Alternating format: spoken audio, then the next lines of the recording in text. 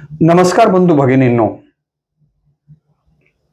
कैलासवासी कर्मवीर किशनरावजी राठोड साहेब यांची 29 एप्रिल 2024 रोजी 93वी जयंती, त्यानिमित्ताने त्यांच्या कार्यकर्तृत्वाचा जागर या व्हिडिओच्या माध्यमातून या ठिकाणी एका तासापर्यंत या त्यापेक्षाही कमी वेळामध्ये घालण्याचा प्रयत्न या रामकृष्ण बदने या यूट्यूब चॅनलवरती मी करतो आहे। साहेबांच्या जीवनचरित्रा व कार्याबद्दल बोलण्यापूर्वी त्यांच्या प्रतिमेला आणि त्यांच्या विचारांना मी मनपूर्वक अभिवादन करतो। खरं तर असं म्हणता येईल की दिव्यत्वाची जेत प्रचिती तेथे कर्माचे जुळती, तेथे कर्माचे जुळती, असे ज्यांच्या समोर आपले कर जुळावेत असं व्यक्तिमत्व म्हणजे विमुक्त जाती सेवा समिती वसंतनगरचे संस्थापक अध्यक्ष माजी आमदार कर्मवीर किशनरावजी राठोड साहेब होत। त्यांच्या जीवनचरित्राचा आढावा घेण्यापूर्वी मी आपल्याला हे सांगेन की कुठल्याही माणसाचं मोठेपण मोजण्याच्या काही मोजपट्टे असतात आणि या मोजपट्ट्यांच्या द्वारे जर आपण त्या माणसाचं मोठेपण मोजलं तर त्यावरून त्या माणसाचं मोठेपण आपल्या लक्षामध्ये येणं सोपं जातं। आणि म्हणून आपण किशनरावजी राठोड साहेबांच्या व्यक्तिमत्वाच्या उंचीची मोजमाप घेण्यासाठी ज्या मोजपट्ट्यांचा वापर करणार आहोत त्या मोजपट्ट्यांच्या पैकी पहिली मोजपट्टी ही आहे की ते जन्मलेच नसते तर काय झालं असतं। आपण हा मोजपट्टी घेऊन पहिल्यांदा हे मोजलं पाहिजे की कर्मवीर किशनरावजी राठोड साहेब या समाजामध्ये जन्मालाच आले नसते तर काय झालं असतं, हा विचार आपण पहिल्यांदा बघितला पाहिजे।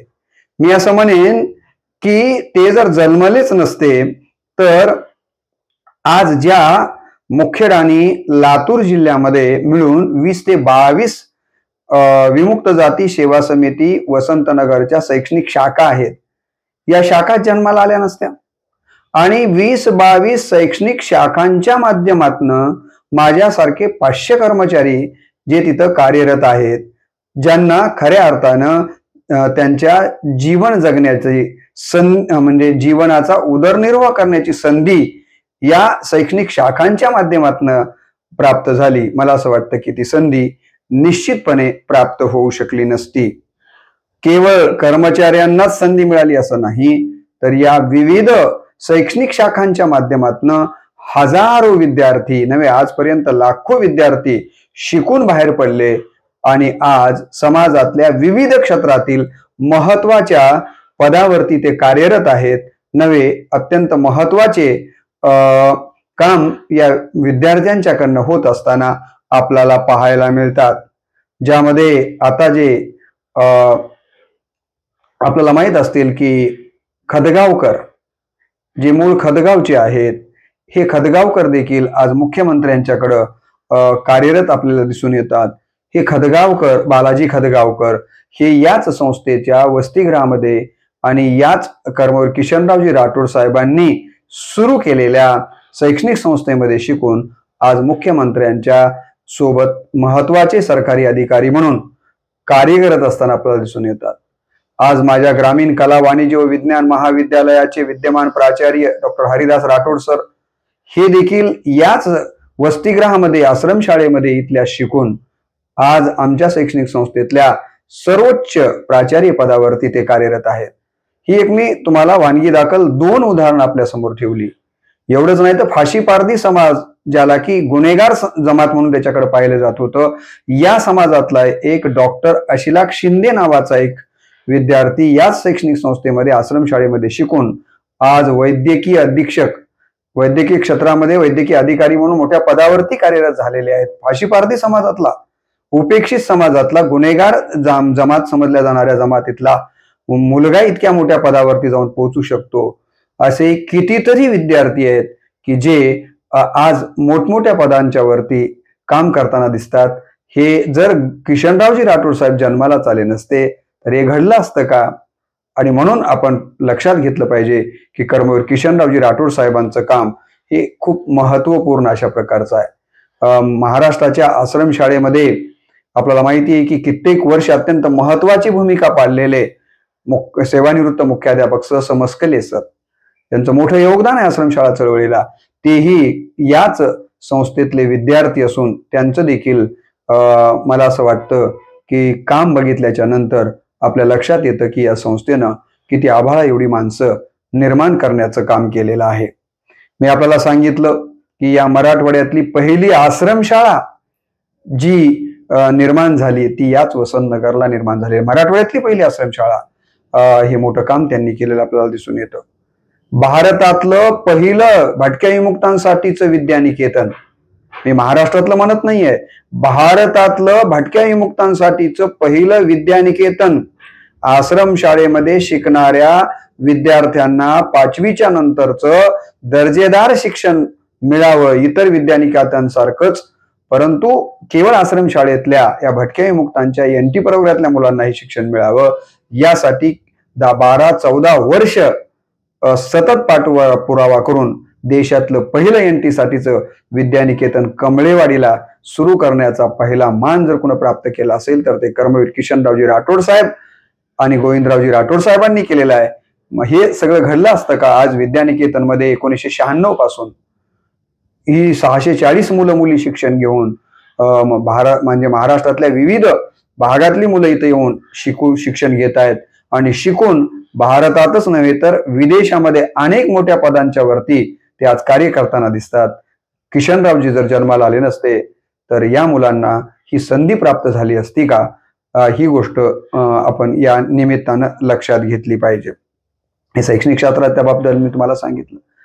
सामाजिक क्षेत्राच्या संबंधानं जर आपण विचार केला तर काय दिसतं, कर्मवीर किशनरावजी राठोड साहेब ज्या वेळेला हे शैक्षणिक संस्थेचं काम करतायत, ज्या वेळेला ते जीवन जगतायत सुरुवातीच्या कालावधीमध्ये, त्या कालावधीमध्ये समाज व्यवस्थेमध्ये अस्पृश्यतेची भावना मोठ्या प्रमाणावर पाहायला मिळते आणि याचे चटके बंजारा समाजामध्ये जन्मलेले असून देखील किशनरावजी राठोड साहेबांना बसलेले आहेत. ते जेव्हा दलितांच्या वंचितांच्या मुलांच्यासाठी वसतिगृह चालवतात, तिथं मुलं दलितांची शिकायला येतात, त्यांना खाऊ घालण्यासाठी कधी कधी अन्नधान्य कमी पडतं म्हणून आजूबाजूच्या गावांच्या मध्ये ते जेव्हा अन्नधान्य मागण्यासाठी जातात तेव्हा तिथली सवर्ण माणसं अन्नधान्य देतात, पण जेव्हा त्यांच्या लक्षात येतं की हे दलितांच्या मुलांसाठी हे अन्न जाणार आहे, ही ज्वारी जाणार आहे, तेव्हा ती सगळी ज्वारी भरून वापस घेऊन गेलेले आहेत. परंतु यामुळे देखील किशनरावजी डगमगलेले नाही आहेत. अस्पृश्यता निर्मूलनासाठी, जाती निर्मूलनासाठी कर्मवीर किशनरावजी राठोड साहेबांनी केलेलं काम इतिहासानं नोंद घ्यावं अशा पद्धतीचं आपल्याला निश्चितपणे पाहायला मिळतं.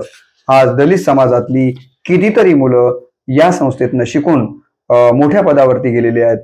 संस्थेचा जर आपण स्थापनेपासूनचा इतिहास बघितला तर या संस्थेमध्ये दलित समाजातल्या, वंचित समाजातल्या शिक्षकांना, शैक्षणिक म्हणजे शिक्षकेतर कर्मचाऱ्यांना जास्तीची संधी जाणीवपूर्वक दिली गेलेली आपल्याला दिसून येते. कारण त्यांचा वंचितांच्या बद्दल, दलितांच्या बद्दलचा कळवळा त्यांच्या अंतःकरणामध्ये मोठ्या प्रमाणावर होता आणि म्हणून खऱ्या अर्थानं फुले शाहू आंबेडकरांचा विचार पुढे घेऊन जाण्याचं काम जर कुणं केलं असेल तर मला असं वाटतं की कर्मवीर किशनरावजी राठोड साहेबांनी केलेला ही गोष्ट आपण लक्षात घेतली पाहिजे. त्यांचा सामाजिक दृष्टिकोन जर आपण लक्षात घेतला तर लोक वाढदिवस साजरे करत असताना नको त्या गोष्टीवरती खर्च करतात, परंतु कर्मवीर किशनरावजी राठोड साहेबांचे जे वाढदिवस आपण बघितले तर आपल्या लक्षात येतं की प्रत्येक वाढदिवसाला त्यांनी सामाजिक उपक्रम घेतलेले आहेत. कधी त्यांना बऱ्याच वेळेस तर त्यांनी रक्तदान शिबिरे घेतलेली आहेत. हजारो लोकांना या ठिकाणी रक्त संकलन करून रक्त बाटल्या पुरवण्याचं काम त्यांनी केलेलं आहे. या कामी त्यांचे छोटे बंधू कैलासवासी या ठिकाणी आमदार दलित मित्र गोविंदरावजी राठोड साहेब, मुखेडभूषण डॉक्टर दिलीप पुंडे साहेब यासारख्यांचं सहकार्य घेऊन त्यांनी या भागामध्ये रक्तदान चळवळ या ठिकाणी खऱ्या अर्थानं रुजविण्याचं काम रेड क्रॉस सोसायटीच्या माध्यमातून आपल्या वाढदिवसाला केलेलं दिसून येतं. एवढंच नाही तर आपल्याला माहिती आहे की पद्मश्री डॉक्टर तात्याराव लहाने जे की नेत्र क्षेत्रामध्ये भारतातलं अग्रगण्य अशा प्रकारचं नाव आहे, त्यांना देखील वाढदिवसाच्या निमित्तानं निमंत्रित करून त्यांच्या उपस्थितीमध्ये हजारो नेत्र चिकित्सा रुग्णांची त्यांनी केलेली आहे. नेत्रचिकित्सा शिबिर घेऊन. केवळ नेत्रचिकित्साच त्यांनी केलेली नाहीये, तर त्यांना चष्मे वाटपाचं काम देखील केलंय. आपल्याला माहिती आहे की जागरण परिषद त्यांनी घेतली आणि राजेंद्र सिंहांसारखा जागतिक पातळीवरचा जलतज्ञ त्यांना अशा कार्यक्रमाच्या निमित्तानं बोलवलेला आहे. त्यांचे सगळे जर आपण उपक्रम बघितले तर किशनरावजींनी आपलं जीवन शैक्षणिक उन्नतीसाठी तर घालवलंच, परंतु त्याचबरोबर सामाजिक उपक्रम देखील, सामाजिक उन्नतीसाठी त्यांनी केलेलं काम देखील अत्यंत महत्वाचं आहे. ही गोष्ट आपण लक्षात घेतली पाहिजे. किशनरावजींच्या जीवनाची उंची मोजत असताना ही गोष्ट आपण लक्षात घेतली पाहिजे की आज नांदेड जिल्ह्यामध्ये जळकोट तालुक्यामध्ये जिथे की सुलारी डोंगरगावला आश्रमशाळेच्या माध्यमातून किशनरावजींनी काम सुरू केलं. आपण बघितलं असेल की त्या भागामध्ये स्त्री शिक्षणाचं प्रमाण मोठ्या प्रमाणावर वाढलेलं दिसून येतं, कारण त्यांनी जाणीवपूर्वक स्त्री शिक्षणाकडं विशेष लक्ष दिलेलं आपल्याला दिसून येतं. आपल्याला माहित असेल की सावरगाव पिरजादा जे मुखेडमध्ये आहे तिथे त्यांनी आपल्या आईच्या नावानं गंगाबाई कन्या विद्यालयाची स्थापना केली आणि तिथे मुलींना शिक्षण मिळालं पाहिजे यासाठी शाळा सुरू केलेली आहे. मुखेडमध्ये क्रांतिज्योती सावित्रीबाई फुले यांच्या नावानं मुलींची शाळा, उच्च माध्यमिक विद्यालयाची त्यांनी स्थापना केलेली आहे, म्हणजे महिलांचं मुलींचं शिक्षण व्हावं म्हणून.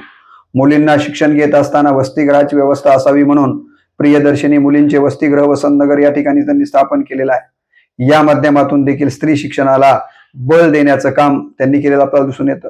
त्यांच्या प्रत्येक भाषणाचा धागा हाच होता की मुली शिकल्या पाहिजेत. जोपर्यंत महिलांचं शिक्षण होणार नाहीये तोपर्यंत खऱ्या अर्थानं समाजाचा विकास होऊ शकणार नाहीये.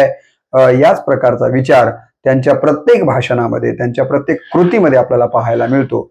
विद्यानिकेतन जी बाकीच्या ठिकाणी आहेत तिथे मुलं मुली एकत्र राहणारी विद्यानिकेतन आपल्याला पाहायला मिळत नाहीये, परंतु त्यांनी जे कमळेवाडीला 1996 ला 2 ऑक्टोबरला विद्यानिकेतन सुरू केलं, त्या विद्यानिकेतनमध्ये मुलांच्या बरोबर मुलींना देखील उच्च दर्जाचं शिक्षण मिळावं म्हणून मुलींना देखील प्रवेश देण्यासाठी त्यांनी प्रयत्न केलेला दिसतो. आणि म्हणून विद्यानिकेतन पब्लिक स्कूल कमळेवाडी या ठिकाणी मुलींना देखील या ठिकाणी प्रवेश मिळालेला आपल्याला दिसून येतो. आणि म्हणून मला आपल्याला सांगायचंय की स्त्री शिक्षण जे आज मोठ्या प्रमाणावर नांदेड आणि लातूरच्या जळकोट तालुक्यामध्ये आपल्याला पाहायला मिळतं, वाढलेलं दिसतं, त्याचं खरं कारण जर काय असेल तर कर्मवीर किशनरावजी राठोड साहेबांचा जन्म हेच त्याला खऱ्या अर्थानं कारणीभूत ठरलेला आहे. हेही आपण कधीही आयुष्यामध्ये विसरता कामा नये असं मला वाटतं. आपल्याला माहित असेल की किशनरावजींनी राजकीय क्षेत्राच्या माध्यमातून केलेलं कार्य देखील अत्यंत महत्वाचं आहे. त्या राजकीय क्षेत्राच्या संबंधानं जर बघितलं तर ते सुरुवातीला ज्या ठिकाणी जन्माला आले त्या वर्ताळा गावचे सरपंच म्हणून त्यांनी कित्येक वर्ष काम केले. ग्राम विकासाला पहिल्यांदा महत्वाचं स्थान दिलेलं आपल्याला दिसून येतं. त्यानंतर 1986 ते 1998 या कालावधीमध्ये विधान परिषदेचे सदस्य म्हणून उत्कृष्ट पद्धतीचं कार्य त्यांनी केलेलं आपण पाहिलेलं आहे. आणि विधान परिषदेचे सदस्य म्हणून काम करत असताना त्यांनी तांडा सुधार योजना ही खऱ्या अर्थानं महाराष्ट्रात राबवली गेली पाहिजे यासाठी आग्रह धरला आणि त्या कामी त्यांचं अत्यंत महत्वाचं योगदान राहिलेलं, ही गोष्ट आपण लक्षात घेतली पाहिजे. ग्रामपंचायत जे तांडे वाड्या छोट्या छोट्या लोकसंख्येचे आहेत, ज्यांना की स्वतंत्र ग्रामपंचायतीचा दर्जा नव्हता, त्यांना स्वतंत्र ग्रामपंचायतीचा दर्जा मिळाला पाहिजे यासाठी देखील त्यांनी केलेलं काम अत्यंत महत्वाचं, ही गोष्ट आपण लक्षात घेतली पाहिजे. कर्मवीर किशनरावजींचा जन्मच मुळात वंचितांच्या साठी आधारवड म्हणून त्यांनी व्यतीत केलेला आहे. आणि म्हणून 12 वर्षाच्या विधान परिषदेच्या कार्यकालावधीमध्ये त्यांनी आदिवासी विकासाला अत्यंत महत्वाचं स्थान दिलेलं आहे. ते म्हणतात की हे या देशातले मूल निवासी आहेत, आदिवासी आहेत, यांच्या विकासाला सरकारनं जास्तीचं महत्व दिलं पाहिजे आणि यांचा विकास करून त्यांना मुख्य प्रवाहात, विकासाच्या समाजाच्या मुख्य प्रवाहामध्ये आणलं पाहिजे. यासाठी देखील त्यांनी केलेलं काम अत्यंत महत्वाचं असं आपल्याला दिसून येतं. गरिबांना जगण्यासाठी जी रोजगार हमी योजना मला वाटतं वसंतराव नाईक साहेबांनी सुरू केली, ही वसंतराव नाईकांनी सुरू केलेली रोजगार हमी योजना ही गरिबांच्या पर्यंत पोहोचली पाहिजे आणि या रोजगार हमी योजनेमध्ये भ्रष्टाचार न होता लाभार्थ्याला त्याच्या केलेल्या कामाचा योग्य मोबदला मिळाला पाहिजे. यासाठी त्यांनी 12 वर्षाच्या कालावधीमध्ये वेळोवेळी प्रश्न उपस्थित केलेले आहेत आणि रोजगार हमी वर काम करणाऱ्या मजुरांना खऱ्या अर्थानं मजुरी वाढवून देणं असेल की विविध प्रकारचा न्याय मिळवून देण्याचं काम केलेलं आहे. मला माहिती आहे की मी लहान होतो, घरची गरिबी होती, तर आम्ही रोजगार हमी योजनेवरती मी माझी आई कामाला जात असो तिथं पाहिलं होतं आम्ही. रोजगार हमी, काम कमी, अर्ध तुम्ही न अर्ध आम्ही, अशी परिस्थिती अधिकाऱ्यांच्या करवी केली जात असायची. ही गोष्ट किशनरावजींच्या लक्षात आल्यामुळं त्यांनी या गोष्टीला विरोध केलेला आपल्याला निश्चितपणे इथं पाहायला मिळतो. आज जे लाखो विद्यार्थी यशवंतराव चव्हाण मुक्त विद्यापीठातनं शिकून बाहेर पडताना आपण पाहतो आहोत. या यशवंतराव चव्हाण मुक्त विद्यापीठाच्या कायद्याच्या संबंधानं जी चर्चा चाललेली होती त्यामध्ये देखील अत्यंत महत्वाचं योगदान कर्मवीर किशनरावजी राठोड साहेबांनी राजकीय क्षेत्रामध्ये काम करत असताना, विधान परिषद सदस्य म्हणून काम करताना दिलेलं आपल्याला पाहायला मिळतं. ग्रामीण भागामध्ये पाणी पुरवठाच्या योजना मोठ्या प्रमाणावर आल्या पाहिजे यासाठी त्यांनी प्रयत्न केलेला आहे. अशा योजना त्यांनी त्यांच्या कालावधीमध्ये आणून दिलेल्या आहेत. जलसिंचन, मुखेड हा दुर्गम आणि डोंगराळ भाग आहे. अशा डोंगराळ भागामध्ये देखील जलसिंचनासाठी साठवण तलाव जास्तीत जास्त कसे होतील यासाठी प्रयत्न केलेला आहे. याची उदाहरणं म्हणून द्यायची झाली तर त्यांचा जन्मगाव असलेला वर्ताळा, या गावामध्ये पिण्याच्या पाण्याचं दुर्भिक्ष होतं, परंतु त्यांनी आपल्या कार्यकालावधीमध्ये 4-5 साठवण तलाव या वर्ताळाच्या आजूबाजूला आणले. आणि आज जर आपण बघितलं तर डोंगराच्या कुशीमध्ये बसलेलं हे गाव, परंतु आज आपण जर उन्हाळ्यात मे महिन्यात जरी गेलात तरी सगळीकडे तुम्हाला ऊस आणि हिरवळ आपल्याला पाहायला मिळते. अशा पद्धतीनं दाबका राजाला देखील त्यांनी जलसिंचनाच्या माध्यमातून समृद्ध करण्याचं काम, मी 1-2 उदाहरणं आपल्याला ठेवलेली आहेत, पण असे अनेक उदाहरणं आपल्याला त्या निमित्तानं येण्यासारखी आहेत. कृषी विद्यापीठ, कारण मी आपल्याला यापूर्वी सांगितलं की नाही मला माहित नाही, परंतु कर्मवीर किशनरावजी राठोड साहेबांचं 2 गोष्टींच्या वरती जीवापार प्रेम होतं. एक म्हणजे शिक्षण आणि दुसरं म्हणजे शेती. आपल्याला माहित असेल की कर्मवीर किशनरावजी राठोड साहेब हे मुंबईला विधान परिषदेत कामकाजासाठी गेले, तर तिथून आल्याबरोबर पहिलं काम जर ते काय करत असतील तर डायरेक्ट शेतीमध्ये जायचे आणि प्रत्यक्ष शेतीतलं काम स्वतः ते करून घ्यायचे. कितीक वेळेस त्यांनी स्वतः काम शेतीमध्ये केलेलं आहे.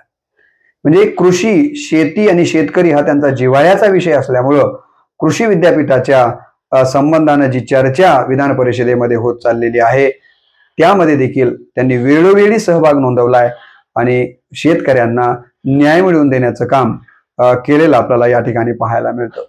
कापूस एकाधिकार योजना जी आहे, या कापूस एकाधिकार योजनेच्या माध्यमातून शेतकऱ्यांना खऱ्या अर्थानं काय मिळाला पाहिजे, न्याय मिळाला पाहिजे, शेतकऱ्याच्या कापसाला भाव मिळाला पाहिजे. म्हणून तर आज शेतकऱ्यांची अवस्था काय याबद्दल विठ्ठल वाघ म्हणाले होते की आम्ही जन्मलो मातीत किती होणार गा माती, खापराच्या दिव्यात या कधी पेटणार वाती, फुलवले कापसाले चंद्र चोरू चोरू पाहे, तरी माय माऊलीची मांडी उघडीच आहे. कापूस पिकवणाऱ्या शेतकऱ्याच्या पत्नीला ठिगळाचं लुगडं घालावं लागतं, तिची मांडी उघडी राहते, ही शेतकऱ्याची दुर्दशा आहे. आज आपल्याला कपडे तरी घालायला मिळतात, परंतु कर्मवीर जेव्हा काम करत होते तेव्हा ठिगळं लावून जीवन जगावं लागत होतं. शेतकऱ्यांच्या परिस्थितीमध्ये म्हणावं तेवढं परिवर्तन झालेलं नाहीये, ही गोष्ट लक्षात येऊन त्यांनी कृषी क्षेत्रामध्ये जास्तीत जास्त कसा आपल्याला चांगले दिवस आणता येतील यासाठी देखील केलेलं काम उल्लेखनीय, ही गोष्ट आपण लक्षात घेतली पाहिजे. हे मी तुम्हाला सांगितले सामाजिक शैक्षणिक क्षेत्रामध्ये, सामाजिक क्षेत्रामध्ये, राजकीय क्षेत्राच्या दृष्टिकोनातनं त्यांचा जन्म किती महत्वाचा राहिलेला आहे. तसंच जर आपण आर्थिक कार्याच्या संबंधानं त्यांच्या चरित्राचा धांडोळा घेतला तर काय दिसतं, त्यांनी अनेक पतसंस्था निर्माण करण्याचं काम करून सर्वसामान्यांच्या, मजुरांच्या, कर्मचाऱ्यांच्या जीवनामध्ये आर्थिक स्थैर्य देण्याचं काम केलेलं आहे. गृहनिर्माण संस्था निर्माण केलेल्या आहेत त्यांनी, दूध उत्पादक सहकारी संस्था निर्माण केलेली आहे. या भागामध्ये त्या कालावधीमध्ये गोदावरी सहकारी साखर कारखाना शंकरनगरला होता, त्या साखर कारखान्याचे डायरेक्टर होते. त्या माध्यमातून शेतकऱ्यांच्या ऊसाला महत्वाचा भाव मिळाला पाहिजे, ऊसाचं क्षेत्र जास्तीत जास्त वाढलं पाहिजे, शेतकऱ्यांना ऊस लागवडीसाठी आणि त्याच्या जोपासण्यासाठी मदत केली पाहिजे, यासाठीच म्हणजे शेतकऱ्यांच्या जीवनातली उन्नती आर्थिक असेल, कर्मचाऱ्यांच्या जीवनामध्ये पतसंस्थेच्या निमित्तानं उन्नती आणण्याचा प्रयत्न असेल, की अन्य मजुरांच्या, दुग्ध उत्पादकांच्या, अशा वेगवेगळ्या फेडरेशनच्या माध्यमातून कापूस उत्पादकांच्या जीवनामध्ये आर्थिक उन्नती घडवण्यासाठीच केलेलं त्यांचं काम अत्यंत महत्वाचं आहे. आणि या दृष्टीने देखील किशनरावजींचा जन्म हा खऱ्या अर्थानं दीनदलितांसाठी आणि वंचितांसाठी अत्यंत महत्वाचा राहिलेला आहे, ही गोष्ट आपण लक्षात घेतली पाहिजे. मी तुम्हाला सांगितलं की ते जन्मले नसते तर काय झालं असतं, ते जन्मले नसते तर शैक्षणिक क्षेत्रात ज्या गोष्टी मी सांगितल्या त्या घडल्या नसत्या, सामाजिक क्षेत्रामध्ये जे घडलं ते घडलं नसतं. मी तुम्हाला सांगितलं की ते जर जन्माला आले नसते तर स्त्री शिक्षणाची अवस्था आजची जी आहे ती राहिली नसती. मी तुम्हाला सांगितलं की राजकीय कार्यामध्ये त्यांनी जे काही योगदान दिले ते आपल्याला योगदान पाहायला मिळालं नसतं आणि आर्थिक बाबतीमध्ये त्यांनी केलेलं काम देखील अपुरं राहिलं असतं. आणि म्हणून या मोजपट्टीच्या दृष्टीने जर आपण त्यांच्या जीवन चरित्राचा किंवा जीवनाची जर उंची मोजली तर अतिव उंची त्यांच्या जीवनाला असलेली आपल्याला दिसून येते. आता त्यांच्या जीवन चरित्राचे दुसरी मोजपट्टी घेऊन जर आपण त्यांचं जीवन मोजलं तर काय दिसतं, तर कुठून कुठपर्यंत. एक गोष्ट लक्षात घ्या की सोन्याचा चमचा तोंडात घेऊन जन्माला आलेली माणसं आणि त्यांनी एखादं कार्य केलं असेल तर ही कौतुकास्पदच आहे. परंतु जिथं झिरो होतं, झिरो पासून हिरो पर्यंत जाण्याला इतिहासाने त्याची जास्त दखल घेतलेली आहे. कर्मवीरांच्या जीवनामध्ये महत्वाचं काय आहे तर ते कुठून कुठपर्यंत गेलेले आहेत. गोधडीपासून गालिच्या पर्यंत त्यांचा प्रवास आहे. गोधडीपासून गालिच्या पर्यंत त्यांचा प्रवास आपल्याला दिसून येतो. पालापासून महालापर्यंत त्यांचा प्रवास आहे. आणि म्हणून त्यांच्या जीवनाला खऱ्या अर्थानं मला असं वाटतं की सोनं जसं अग्नीतनं तावून सुलाकून बाहेर पडल्यानंतर त्याला सोनेपण प्राप्त होतं. एखाद्या स्त्रीला प्रसव वेदनेतून बाहेर पडल्याशिवाय तिला आई ही पदवी प्राप्त होत नाहीये. तसे महापुरुषांच्या जीवनामध्ये देखील ते कुठून कुठपर्यंत गेलेत हे अत्यंत महत्वाचं असतं. किशनरावजी राठोड साहेबांच्या जीवनामध्ये देखील मी सांगितलं गोधड्यापासून गालिच्या पर्यंत, पालापासून महालापर्यंतचा प्रवास त्यांनी आपल्या स्वकर्तृत्वावर आणि कष्टावरती केलेला आपल्याला या ठिकाणी दिसून येतो. एका शेतमजूर मक्काजी नाईक नावाच्या वडिलांच्या पोटी आणि गंगाबाई यांच्या पोटी या नररत्नाचा जन्म झालेला आपल्याला दिसून येतो. फार काही आर्थिक परिस्थिती फार चांगली नाही आहे. राजकीय, सामाजिक, सांस्कृतिक कुठल्याच प्रकारचा वारसा घरामध्ये नाही आहे. आणि अशा परिवारामध्ये किशनरावजींचा 29 एप्रिल 1931 रोजी जन्म झालेला, वर्ताळा तांडा तालुका मुखेड जिल्हा नांदेड या ठिकाणी जन्म झालेला आपल्याला दिसून येतो.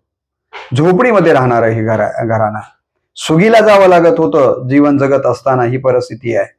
आणि घरामध्ये 3 भाऊ, स्वतः कर्मवीर किशनरावजी राठोड साहेब हे वडील बंधू, नंबर 2चे पोमाजी राठोड किंवा नाईक हे त्यांचे मधवे बंधू, आणि त्यांच्या सोबतीला राहून मधव्या बंधूंनीही महत्वाचं काम केलं. मित्र असं म्हणेन की हे 3 बंधू म्हणजे राम, लक्ष्मण आणि भरतासारखं हे तिघही बंधू महत्वाचेच आहे.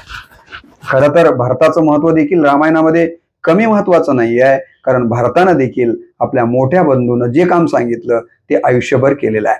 पोमाजी नाईक जरी प्रत्यक्ष शैक्षणिक संस्थेमध्ये किंवा प्रत्यक्ष आपल्याला दिसत नसले तरी त्यांना जे काम सांगितलं कर्मवीरांनी ते त्यांनी आयुष्यभर केलेलं आपल्याला दिसून येतं. आणि छोटा भाऊ गोविंदरावजी तर त्यांना लक्ष्मणासारखेच होते. लक्ष्मण ज्याप्रमाणे प्रभू रामचंद्रांची सर्व प्रकारची सेवा करायचे त्याच प्रकारची सेवा गोविंदरावजींनी विशेषतः शैक्षणिक संस्थेच्या माध्यमातून राजकीय क्षेत्रात मध्ये दादा जे सांगतील तेच पूर्वकाळ या पद्धतीने त्यांनी केलेलं काम आहे.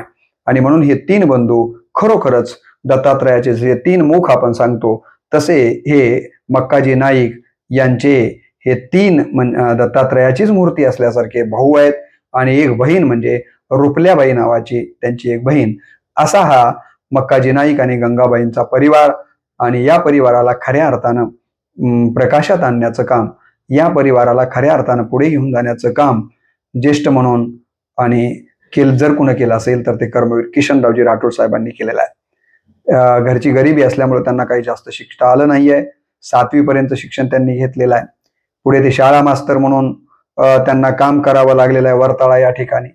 तेवढ्यावरही काही काम उदरनिर्वाह होत नाहीये म्हणून आडतीवरती मुनीम म्हणून त्यांना काम करावं लागलेलं आहे. गोष्ट लक्षात घ्या. माणसं उगीच मोठी होत नाहीयेत, तर माणसांना मोठं होत असताना किती अडचणींना सामोरं जावं लागतं. कर्मवीर किशनरावजी राठोड साहेबांच्या चरित्राकडे बघितल्याच्या नंतर आपल्या लक्षात येतं काय आडतीवरती मुनी म्हणून त्यांना काम करावं लागलेलं आहे. आणि असंच आडतीवरती मुनी म्हणून काम करत असताना एके दिवशी ते टेकाळे नावाच्या एका गृहस्थाच्या हॉटेलमध्ये चहा घेत आहेत. आणि त्या कालावधीमध्ये एक बंजारा समाजाचा मुलगा कुठेतरी मधुकरी मागितल्यासारखं काहीतरी मागून कोणाला तरी पैसे मागतोय शिक्षणासाठी. आणि हे सगळं दृश्य पाहिल्याच्या नंतर किशनरावजी गंभीर होतात. त्यांना असं वाटतं की अरे, आपल्या समाजातल्या एका मुलाला शिक्षणासाठी असे भीक मागितल्यासारखे लोकांकडे पैसे मागून शिक्षणाची भूक भागवण्यासाठी तळमळ करावी लागते. नाही, मला समाजासाठी काहीतरी केलं पाहिजे आणि म्हणून तिथेच ते शपथ घेतात की आपण आता शैक्षणिक कार्याला आरंभ केला पाहिजे. आणि आपल्याला सगळ्यांना माहिती आहे की 1956ला पंडित जवाहरलाल नेहरूंचं एक सोलापूरला ते भाषण ऐकतात, त्यांचा परिणाम त्यांच्यावरती होतो आणि लगेच परत आल्यानंतर ते पंडित जवाहरलाल नेहरूंच्या नावानेच 1956ला नेहरू वसतिगृहाची स्थापना करताना आपल्याला दिसून येतात. आणि मग तिथून पुढे त्यांचा शैक्षणिक प्रवास सुरू झालेला आपल्याला दिसून येतो. खरं म्हणजे ही मोठी माणसं म्हणजे चंदनासारखी असतात. ते स्वतः झिजतात आणि इतरांना सुगंध देण्याचं काम करत असतात, इतरांना थंडावा देण्याचं काम करतात. म्हणून तर रामदास स्वामींनी मनाला म्हटलं होतं की मना चंदनाचे परी त्वा झिजावे, परियंतरी सज्जनानी व्हावे. कर्मवीरांचं कामही असंच चंदनासारखं राहिलेलं आहे. आणि म्हणून मला म्हणावं असं वाटतं की माझ्या चंदनी खोडाचा मंत्र झिजणे झिजणे, माझ्या चंदनी खोडाचा मंत्र झिजणे झिजणे.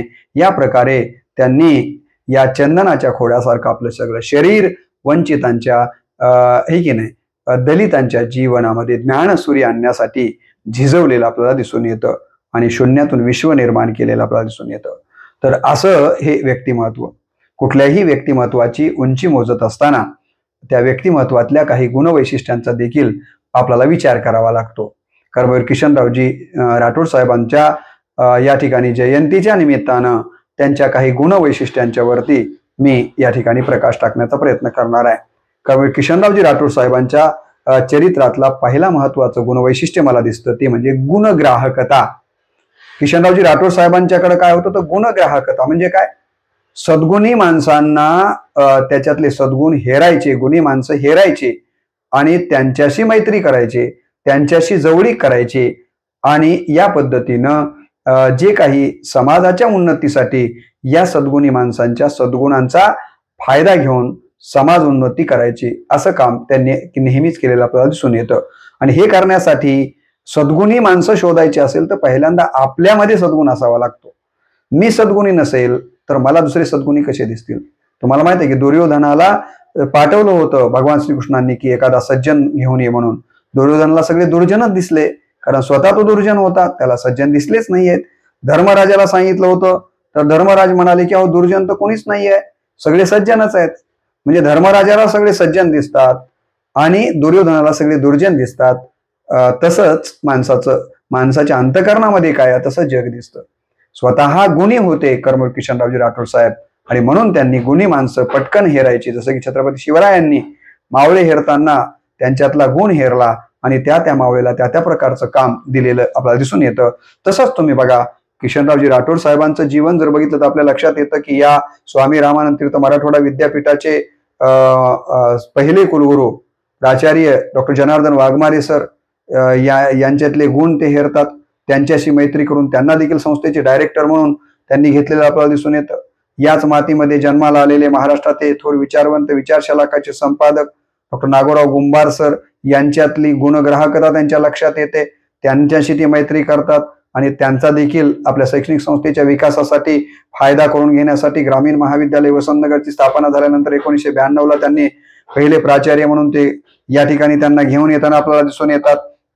आता कितीतरी तुम्हाला मी या ठिकाणी त्यांच्या या गुणग्राहकतेबद्दल सांगू शकतो. आपल्याला माहित असेल की राजाराम राठोड ज्यांनी वसंतराव नाईक मला वाटतं महाविद्यालय औरंगाबादला स्थापन केलेलं आहे.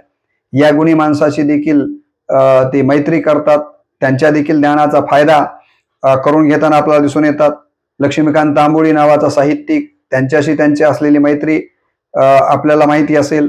डॉक्टर नाये डोळे सर हे उदयगिरी महाविद्यालयाचे प्राचार्य, त्यांच्यातील असलेली वैचारिकता, त्यांची असलेली सामाजिक दृष्टी लक्षात घेऊन डोळे सरांच्याशी ते मैत्री करतात आपल्याला माहिती आहे.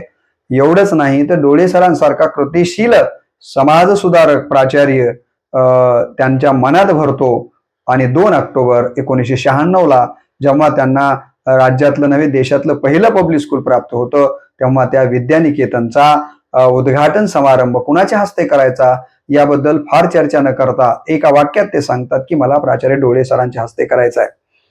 त्यांना त्या कालावधीमध्ये मुख्यमंत्र्यांना बोलवता आलं असतं, आणखीन कोणाला त्यांना बोलवता आलं असतं कारण ते विधान परिषदेचे विद्यमान सदस्य होते, परंतु ते कुणालाच बोलवत नाहीत. आणि विद्यानिकेतनचा प्रारंभ 2 ऑक्टोबर 1996ला कुणाच्या हस्ते करतात प्राचार्य डॉक्टर नायडोळे सरांच्या हस्ते करतात. यावरून किशनरावजी शिकले किती होते यापेक्षा त्यांना माणसं खूप वाचलेली होती, माणसांच्या गुणांची कदर त्यांच्याकडे होती, ही गोष्ट लक्षात आल्याशिवाय राहत नाहीये. मंजुळे नावाचा, बालाजी मंजुळे नावाचा वडार समाजातला मुलगा वडार समाजातून पहिल्यांदा कलेक्टर झाला, जिल्हाधिकारी झाला, ही गोष्ट त्यांच्या लक्षात येते आणि ते ठरवतात. गोविंदरावजी आपल्या छोट्या बंधूंना सांगतात की मला मंजुळेंचा विद्यानिकेतनला सत्कार करायचा आहे. आणि आपल्याला आश्चर्य वाटेल, बालाजी मंजुळेंना त्या सत्कारासाठी विद्यानिकेतनला बोलवलं जातं. जो वडार समाजामध्ये अत्यंत बिकट परिस्थितीमध्ये हा मुलगा शिकलाय. अभ्यास करता करता दगड फोडता फोडता तो अभ्यास करतोय आणि दगड फोडताना त्या छिन्नीचा एक तुकडा उडून त्याच्या डोळ्याला लागतो. एका डोळ्यानं तो आंधळा असलेला बालाजी मंजुळे, पण तो कलेक्टर झाला.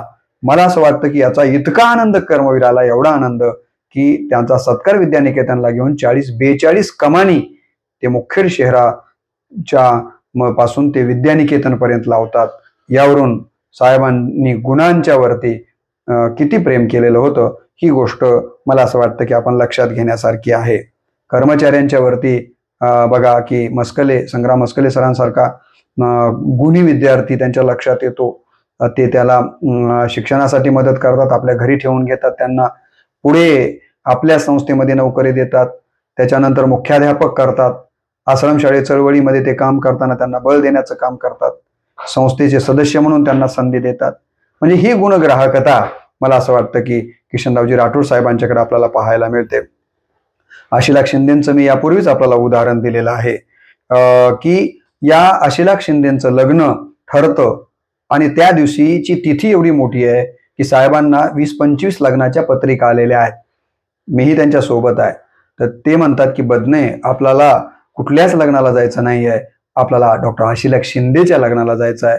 आणि साहेब बाकीच्या सगळे 24 लग्न नाकारतात आणि का फाशी पारदे समाजातला आपला विद्यार्थी जो वैद्यकीय अधिकारी झालाय त्याच्या लग्नाला मात्र आवर्जून जातात.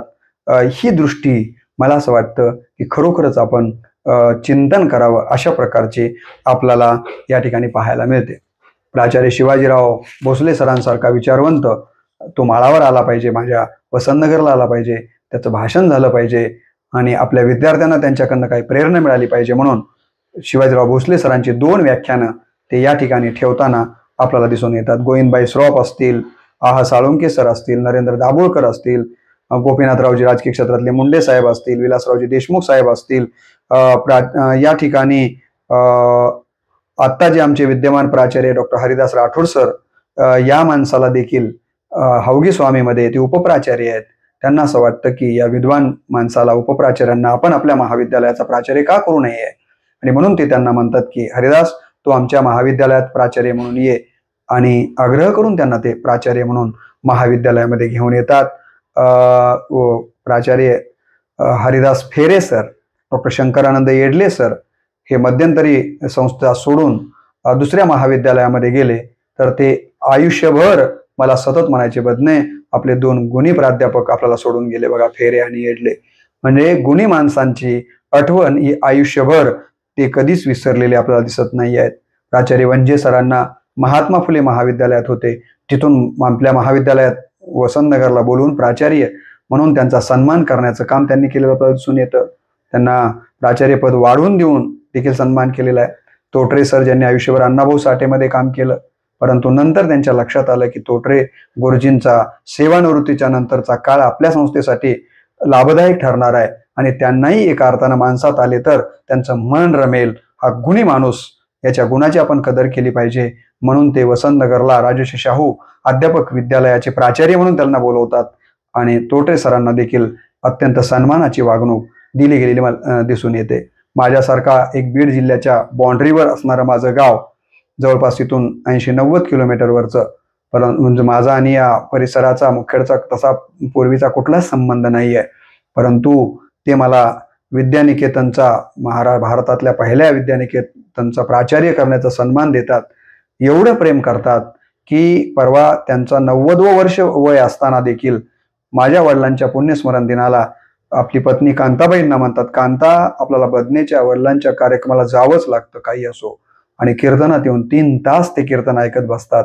डोक्याहून हात फिरवतात, तोंडाहून हात फिरवतात, कसा आहे बेटा, काय अडचण आहे, या पद्धतीची चौकशी करतात. म्हणजे यावरून किशनरावजी राठोड साहेबांची गुणग्राहकता, मला असं वाटतं हा गुण खरोखरच आपण सगळ्यांनी जीवनामध्ये आत्मसात करावा अशा पद्धतीचा आपल्याला पाहायला मिळतो. साहेबांचा दुसरा जर गुण आपण पाहिला तर कृतज्ञता भाव.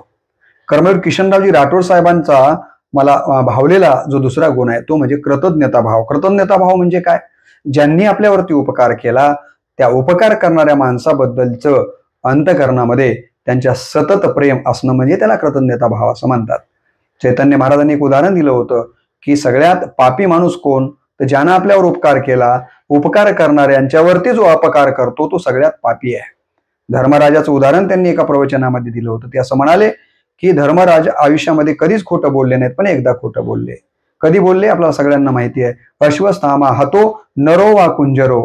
अश्वत्थामा मेलाय, तो हत्ती आहे की माणूस मला माहित नाही. त्यांना माहित होतं की हा माणूसच आहे, हा द्रोणाचार्याचा मुलगाच मेलाय, माहित असताना देखील लबाड बोलले, हतो नरो वा कुंजरो, आणि त्यामुळे त्याला नरकामध्ये डोकावून पाहण्यात खोटं बोलण्यामुळे शिक्षा झाली असं चैतन्य महाराज सांगतात. आणि जेव्हा धर्मराजानं नरकामध्ये डोकावून बघितलं तर काय दिसलं, तर त्या धर्मराजाला नरकामध्ये असं दिसलं की काही प्रेत, मेलेली प्रेत जे आहेत ते एकमेकाचेच प्रेत एकमेकात भूक लागल्यामुळं त्याचं हाड मांस तोडून खात आहेत.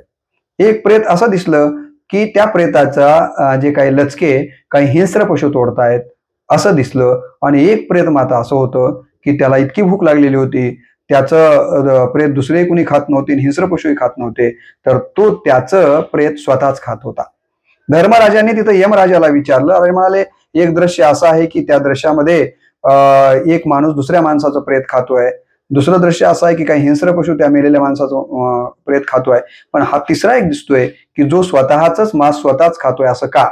त्यावेळेला यमराजाने सांगितलं की या दोन्ही कॅटेगरीपेक्षा हा स्वतःचा मांस खाणारा हा जास्तीचा पापी आहे. ते म्हणाले काय केलं यानं, तर तेव्हा यमराज म्हणाले की यानं उपकार करणाऱ्या माणसांच्या बद्दलची कृतज्ञता भाव मनात ठेवला नाही, तो कृतज्ञ झाला, आणि हा सगळ्यात मोठं पाप समजलं जातं. आणि म्हणून त्याच्या प्रेताला हिंस्र पशुही शिवत नाहीये, दुसरं कोणी शिवत नाहीये, त्याला त्याचंच प्रेत खावं लागतं. तर असं सांगितलं या शास्त्रामध्ये आपल्याकडं. आणि म्हणून मला वाटतं त्यांनी शास्त्र वाचली होती नव्हती मला माहित नाही, पण ते चांगले भजन करणारे होते, अध्यात्मावर त्यांचं प्रेम होतं असं ते त्यांच्या बोलण्यात नेहमी सांगत असायचे. नंतर नंतर त्यांच्यावर फुले शाहू आंबेडकरांचा जरी प्रभाव झाला असला तरी पाप पुण्याच्या संकल्पना त्यांच्या अंतःकरणामध्ये वेगळ्या पद्धतीनं होत्या. त्या म्हणजे अशा की आपल्यावर ज्यानं उपकार केला त्याच्या उपकारा प्रति आपण कृतज्ञ राहिलं, कृतज्ञता आपल्या अंतःकरणात असली पाहिजे. कृतज्ञ झालो तर ते पाप, असं त्यांचं म्हणणं होतं. आणि म्हणून त्यांच्या आयुष्यामध्ये आपण जर बघितलं तर लक्षात येतं की ते कृतज्ञता भाव बाळगून काम करताना दिसून येतात. देवराव शेळके नावाच्या माणसानं दलितांच्या मुलांना वसतिगृहामध्ये शिकवत असताना, शेळकेवाडीचे हे देवराव पाटील शेळके, त्यांनी ज्वारीची मदत केलेली आहे, वेळोवेळी मदत केली, याबद्दलची कृतज्ञता हजारो लोकांच्या समुदायामध्ये ते भाषणामध्ये सांगायचे.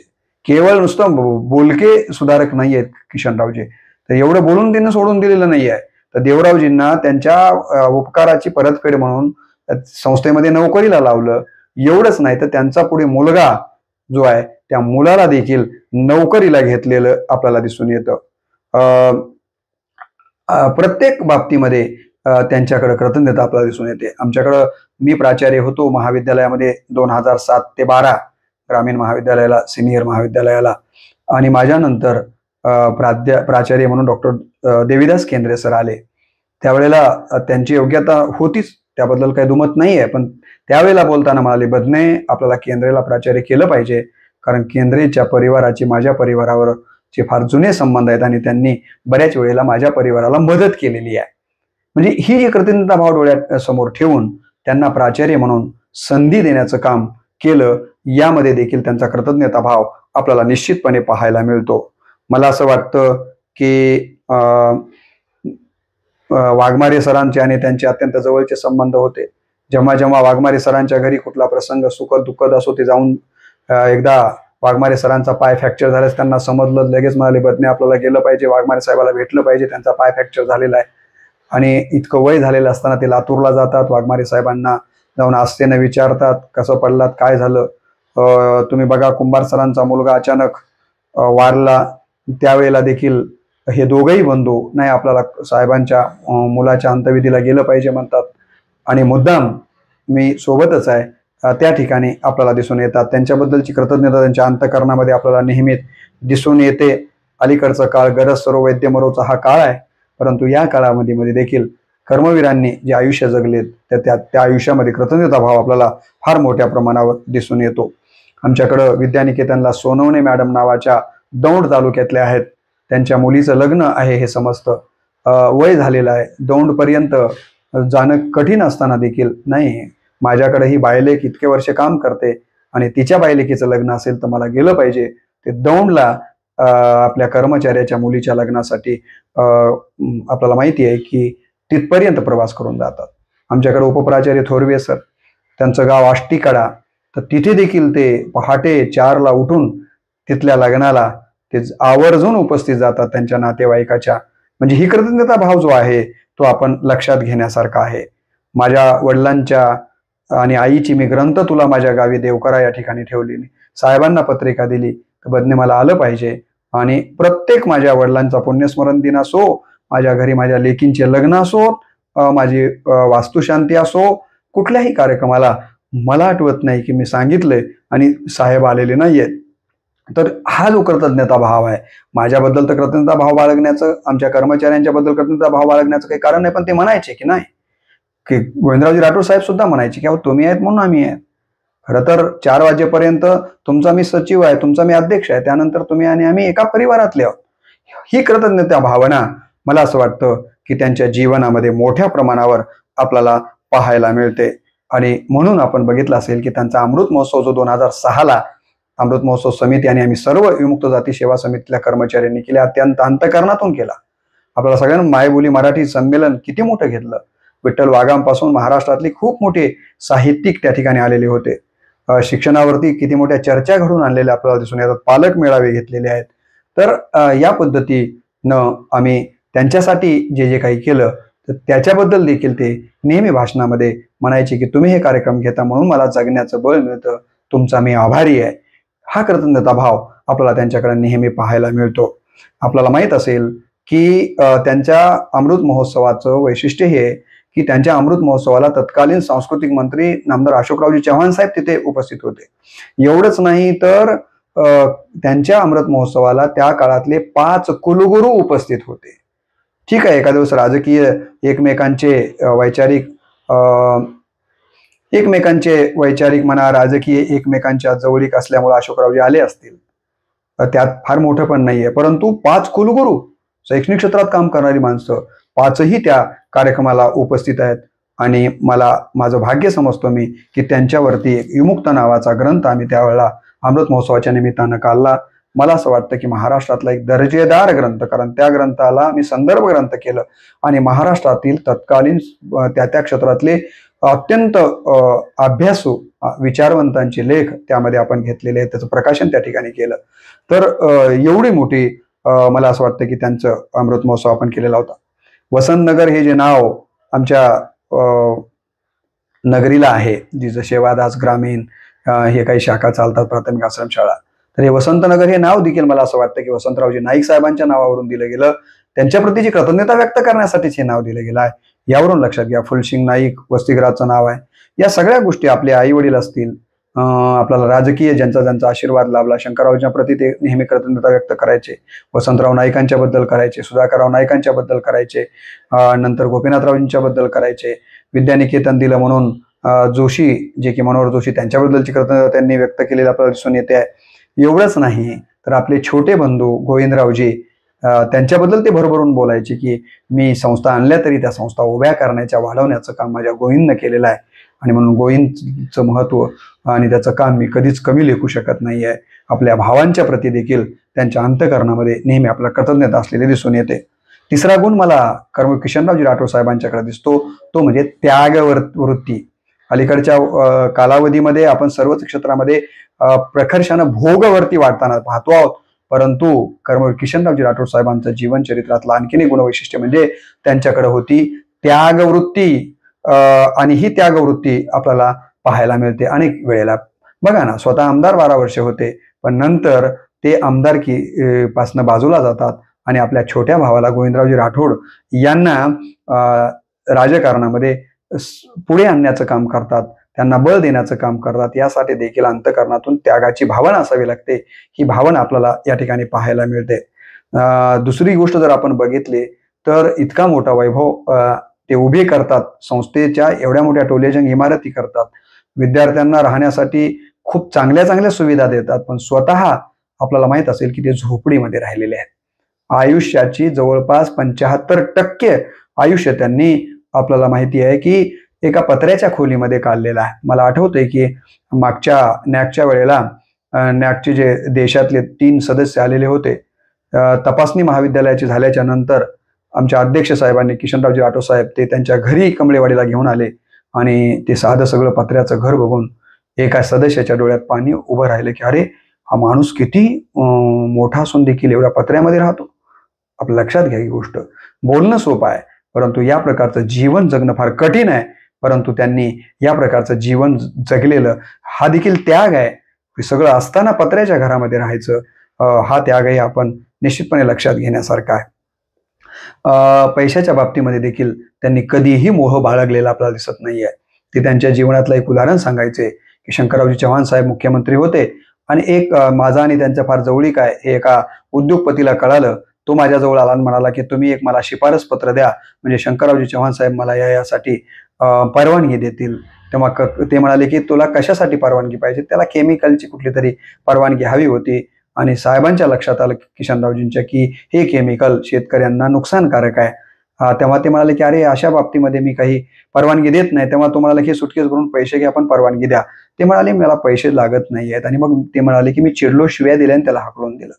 म्हणजे पैशाबद्दलचा कधीच मोह या माणसाने आपल्या आयुष्यामध्ये बाळगलाय, म्हणजे चुकीच्या पद्धतीनं काहीतरी, तर असं आपल्याला दिसत नाहीये.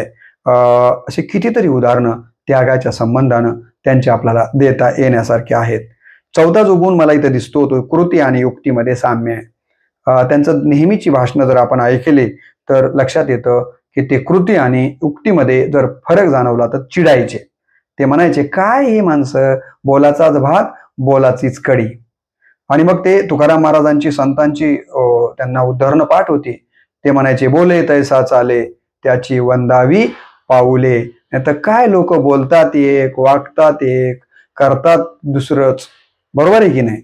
असं ते त्यांच्या भाषणामध्ये स्पष्ट बोलायचे. स्पष्ट वक्तेपणा होता, निर्भीडपणा होता. त्याचं कारण होतं की ते स्वतः भ्रष्टाचार विरहित जीवन जगले आणि कृती आणि युक्तीमध्ये त्यांनी कधीही विसंगती आलेली आपल्याला दिसत नाहीये. आणि म्हणून तर मृत्यूनंतर देखील या माणसांची आठवण समाज हा कित्येक शतकं ठेवतो. त्याचं कारण हेच आपण लक्षात घेतलं पाहिजे. त्याच्यानंतरचा 5वा गुण मला दिसतो तो म्हणजे स्थितप्रज्ञता. भगवद्गीतेमध्ये या स्थितप्रज्ञतेचं वर्णन आलेलं आहे. त्याचा फार विस्तार आणि त्याची व्याख्या मी करत नाहीये. स्थितप्रज्ञता याचा अर्थ असा की कुठल्या तरी वरवरच्या गोष्टींच्यामुळं किंवा कुठल्याही एखाद्या गोष्टीमुळं न डगमगता तत्वांपासून किंवा आपल्या जीवनापासून विचलित न होता जीवन जगणं, याला आपण स्थितप्रज्ञता असं म्हणूया. तुम्ही बघा त्यांच्या आयुष्यामध्ये अनेक आघात आले, परंतु त्या आघाताला कधीही डगमगले नाही आहेत. राजकारणामध्ये त्यांच्या बंधूला अपक्ष म्हणून उभे असताना अपयश आलं, पण ते घाबरले नाही आहेत. राजकारणामध्ये काही सततच यश घेत गेलं असं नाही आहे. संस्थेच्या बाबतीमध्ये जर आपण बघितलं तर संस्थेच्या देखील मुद्दाम काही वेळेला जाणीवपूर्वक चौकशा लावल्या गेल्या, त्यामध्येही ते डगमगले नाही आहेत. काही काळामध्ये कर्मचाऱ्यांनी देखील थोडा त्रास दिला असं ते म्हणायचे. त्यावेळी ते बदने मी कधी घाबरलो नाही आणि मी डगमगलो नाही. सुरुवातीच्या कालावधीमध्ये माझी आर्थिक परिस्थिती फार चांगली नव्हती. ते सांगतात की कधी कधी तर मुंबईला रेल्वे स्टेशनवरती पेपर घ्यायचा आणि त्याच पेपरला खाली अंतरायचं आणि तिथेच झोपलेलो आहे म्हणायचे. ते म्हणायचे की एकदा तर मी असा निघालो, कुठंतरी रस्त्यामध्ये माझं पॉकेट मारलं गेलं, पैसेच जवळ नाही आहेत, आता करायचं काय? औरंगाबादला मी आलो, मला नांदेडला तरी यायचं होतं, मग करायचं काय? तर मला कोणीतरी भेट दिलेला एक चांगला पेन होता, तो 2 रुपयाला मी पेन विकला आणि तिथून मी पुणेपर्यंत रेल्वेचं तिकीट काढलं. पण पुणेहून पुढे यायला तिकिटाला पैसे नव्हते. डब्यामध्ये एक मुस्लिम भाऊ ते भेटला आणि तो म्हणाला काय झालं, काय चिंताग्रस्त आहे? तुम्ही सांगितलं असं असं आहे. तेव्हा त्याने स्वतःचं तिकीट मला दिलं आणि मी नांदेडपर्यंत आलो. अशा आर्थिक अनेक विवंचना त्यांच्या जीवनामध्ये आल्या. पण मुलांना कित्येक वेळा जेवायला अन्नधान्य नसायचं, पाणी मिळायचं नाही, परंतु या सगळ्या गोष्टींच्या वरती मी स्थितप्रज्ञ राहून काम केलं. एवढंच नाही तर नैसर्गिक आपत्ती देखील त्यांच्या आयुष्यामध्ये बऱ्याच वेळा आलेल्या आहेत. ज्या पत्नीनं आपल्याला माहित आहे की पत्नी चंद्राबाईंनी त्यांना वसतिगृहामध्ये अन्न मुलांना नाही आहे म्हणून स्वतःचे दागिने विकले. ती चंद्राबाई अर्ध्यात त्यांना सोडून गेल्या, तरीही ते डगमगले नाही आहेत. स्वतःचा मोठा मुलगा चंदर नावाचा, तेही अचानक सोडून गेला झाडासारखा लेकरू, तरीही त्या दुःखातनं देखील ते सावरलेले आहेत. या चंद्ररावजींचाच डॉक्टर मुलगा फार सज्जन असा अनिल नावाचा, तोही सोडून गेला, तरी परंतु ते डगमगले नाही आहेत. सोनूबाई वारल्या, त्याबद्दलही त्याच्यातनंही ते सावरलेले आपल्याला दिसून येतात. जीवस्य कंठस्य असलेला छोटा भाऊ गोविंदरावजी अचानक सोडून गेले, त्याही दुःखातनं ते सावरलेले आहेत. पोमाजी गेले, त्यांच्या पत्नी गेल्या.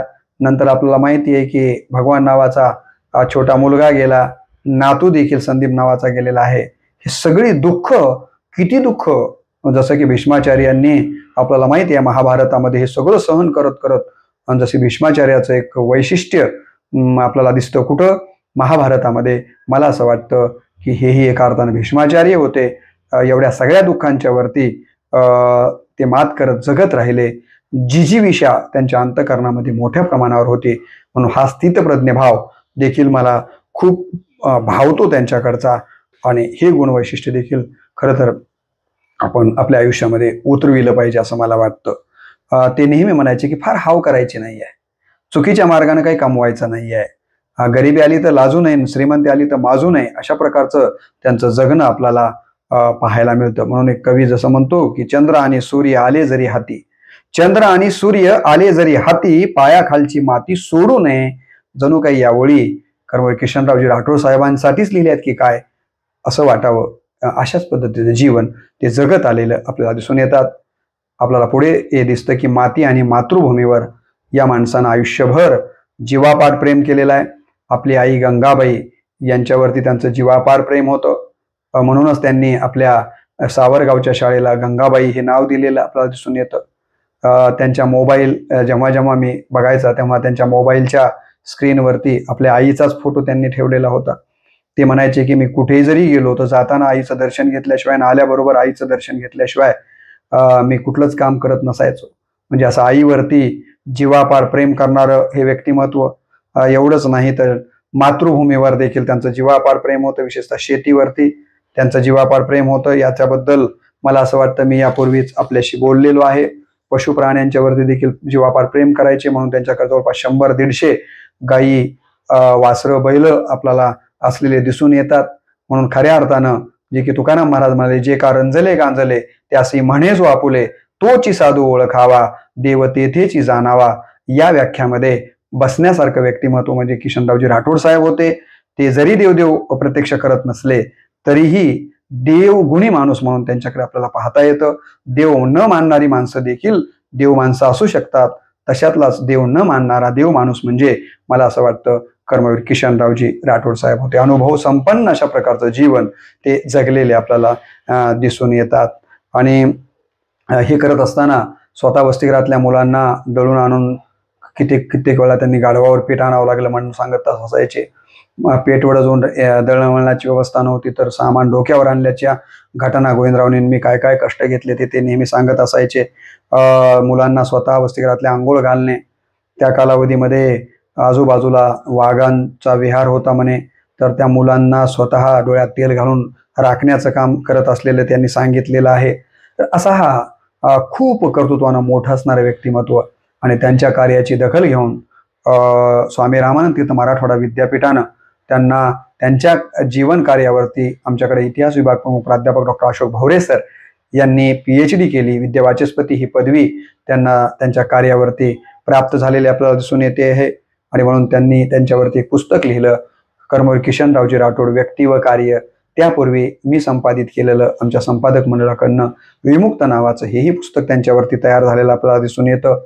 साहेबांच्या कामाची दखल घेऊन या राज्यातले मोठे विचारवंत, कृतिशील विचारवंत, माजी महापौर लातूरचे, माजी खासदार राज्यसभेचे आणि माजी कुलगुरू डॉक्टर जनार्दन वाघमारे सरांनी त्यांना कर्मवीर ही पदवी बहाल केली लाखो लोकांच्या, हजारो लोकांच्या साक्षीनं. आणि तेव्हापासून खऱ्या अर्थानं ते कर्मवीर म्हणून देखील समाज व्यवस्थेमध्ये आजही ते शरीराने गेले असले तरी ते कर्मवीर या कार्यानं मागे उरलेले आपल्याला दिसून येतात. एका अर्थाने हे लोकशिक्षक होते. गाडगे महाराज, राष्ट्रसंत तुकडोजी महाराज, संत तुकाराम महाराजांच्या विचारांचा प्रभाव, संत कबीरांच्या विचारांचा प्रभाव, फुले शाहू आंबेडकरांच्या विचारांचा प्रभाव, निश्चितपणे कर्मवीर भाऊराव पाटलांच्या विचारांचा प्रभाव त्यांच्या जीवनचरित्रावरती, त्यांच्या बोलण्यातून, त्यांच्या आचरणातून आम्हाला नेहमी पाहायला मिळत असायचा. खरं तर जगावेगळी, जे की मी या व्हिडिओला नावच दिलेलं आहे, त्यांच्या एका स्टेटमेंटमुळं अनेक शिक्षणाच्या व्याख्या अनेक विचारवंतांनी केलेल्या आहेत. परंतु कर्मवीर किशनरावजी राठोड साहेबांनी जी शिक्षणाची व्याख्या केलेली आहे ती जगावेगळी आणि अत्यंत समर्पक अशा पद्धतीची व्याख्या केली. ते असं म्हणतात, शिक्षण म्हणजेच देव. देव दुसरा तिसरा कुठेही नाही आहे. देव कोण आहे? शिक्षण हेच देव आहे. आणि म्हणून तुम्ही शिक्षणालाच भजा. मी आता दुसऱ्या व्हिडिओमध्ये साहेबांचे अनमोल विचार कोणते होते, जे नेहमी भाषणाच्या माध्यमातून आम्हा कर्मचाऱ्यांना असो की वेगवेगळ्या भाषणामध्ये ते मांडायचे, त्याचा एक वेगळा व्हिडिओ आपण बनवू. त्यामुळं त्यांच्या विचारांबद्दल फार विस्तार इथं न करता एकच त्यांचं सूत्र आणि महत्त्वाचा मुद्दा सांगितला की ते म्हणायचे, शिक्षण हाच देव आहे, शिक्षण म्हणजेच देव. मी प्रत्येक त्यांच्या वाढदिवसाला वेगळ्या हेडिंगवरती लेख लिहित असायचा आणि प्रत्येक वेळेला मला त्यांचा सततचा सानिध्य लाभलं. मला इथं नोकरीमध्ये रमण्यामध्ये सगळ्यात महत्त्वाचं जर काय असेल तर या दोन बंधूंचं प्रेम होतं. माझ्या व्याह्यांचं महाविद्यालय जळकोटला आहे, तिथे मला प्राचार्य म्हणून निमंत्रित केलं गेलं होतं. परंतु मी इथल्या महाविद्यालयाचा प्राचार्य होतो आणि मला या दोन बंधूंचं प्रेम काही इथून हलू देत नव्हतं. त्यानंतर देखील आता विद्यमान आमदार आपल्याला माहिती आहे की डॉक्टर तुषारजी राठोड साहेब असतील, की आमच्या संस्थेचे सध्याचे विद्यमान सचिव प्राचार्य गंगाधरजी राठोड साहेब असतील, की संतोषजी राठोड असतील, यांचं देखील तितकंच छोट्या भावा इतकं मोठ्या भावाचं प्रेम हे सगळेजण मला देतात. आणि म्हणून या संस्थेबद्दलचं एक आदर, या संस्थेबद्दलचं खरोखरच प्रेम अंतःकरणामध्ये आता सेवानिवृत्तीच्या क्षणापर्यंत देखील माझ्या मनामध्ये आहे. आणि खरी याची जी रुजवणूक कुणं केली असेल तर या दोन राठोड बंधूंनी केलेली आहे, हे मला आवर्जून या ठिकाणी सांगितलं पाहिजे. त्यांची शिक्षकांच्या वरती अपार श्रद्धा होती, हेही आपण या ठिकाणी लक्षात घेतलं पाहिजे. कारण कुठल्याही शिक्षकाचा सेवानिवृत्तीचा कार्यक्रम असो, तब्येत जरी बिघडलेली असली तरी नाही, या माणसानं माझ्या संस्थेसाठी इतके वर्ष दिलेले आहेत आणि तो सेवानिवृत्त होतोय तर त्याच्यासाठी मी वेळ दिला पाहिजे, ही भावना ठेवून ते सेवानिवृत्तीसाठी उपस्थित व्हायचे. मला असं वाटायचं की माझ्या सेवानिवृत्तीला साहेब निश्चितपणे राहणार आहेत आणि त्यांचा आशीर्वाद आपल्याला लाभेल, अशी माझीच नाही तर अनेकांची अपेक्षा होती. पण दुर्दैव आम्हा सगळ्यांचं असं की अचानक साहेब ऑगस्ट महिन्यामध्ये आजारी पडले. त्यांना हैदराबादला नेण्यात आलं. आम्ही सगळ्यांनी ईश्वराकडं विनंती केली की या देवगुणी माणसाला, या कर्मवीराला आपण अधिकचं आयुष्य द्यावं. त्यांना देखील वाटलं नाही की मी असं अचानक जाईल म्हणून, परंतु नियतीचा खेळ कुणालाच कळत नाही. अचानक ते आजारी पडले. नांदेडवरून त्यांना हैदराबादला नेण्यात आलं. तिथे राठोड परिवारानं खूप त्यांच्या साठी प्रयत्न केले, परंतु नियतीला ते मान्य नसावेत. आणि म्हणून आपल्याला सगळ्यांना माहीत आहे की 23 ऑगस्ट 2023 रोजी कर्मवीर किशनरावजी राठोड साहेबांची प्राणज्योत मालवली आणि शरीरानं ते आपल्याला सोडून या ठिकाणी निघून गेलेले आहेत. खरं तर त्यापूर्वीच जूनमध्ये आमच्या महाविद्यालयाचं न्याग झालं. मला आणखीनही आठवते की मी आणि प्राचार्य साहेब कॅबिनमध्ये बसलेलो होतो. त्यावेळेला त्यांच्या तोंडातून शब्द निघाले, बदने आपल्याला आता वसंतनगरला बंजारा विद्यापीठ स्थापन करायचं आहे, त्या कामी तुम्ही सगळे कामाला लागा. त्यांच्या काही अपेक्षा होत्या. त्यांना असं वाटत होतं की हे जे भटके विमुक्त आहेत यांच्यासाठी आणखीन आपल्याला काही करता येईल का. बंजारा विद्यापीठ त्यांना स्थापन करायचं होतं. शेतीवर प्रेम असल्यामुळं, शेतकऱ्यांच्यावरती प्रेम असल्यामुळं कृषी क्षेत्रातलं एखादं महाविद्यालय आपल्याला आणता येईल का. एवढंच नाही तर मुलींचं शिक्षण वाढलं पाहिजे, यासाठी मुलींचं महाविद्यालय सुरू करता येईल का. अशा कितीतरी कल्पना त्यांच्या अंतःकरणामध्ये होत्या. त्या कल्पना त्यांना पूर्ण करण्यापूर्वीच हे जग सोडावं लागलं. असं जरी असलं, ते शरीरानं जरी गेलेले असले तरी विचारानं आजही ते आपल्यामध्येच जिवंत आहेत.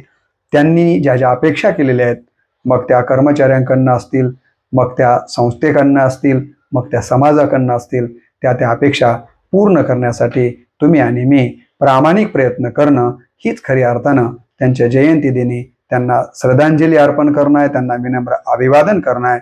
या व्हिडिओच्या निमित्तानं साहेबांना मी आश्वासन देतो की साहेब, तुम्ही जे जे काही आम्हाला घडवण्यासाठी मूल्य रुजविलात ते मूल्य अधिक वृद्धिंगत करण्यासाठीचा प्रयत्न आम्ही सगळे संस्थेतले आपले जे काही सदस्य म्हणा, खरं तर हे दोघंही बंधू कर्मचाऱ्यांना ट्रस्टी समजत असायचे.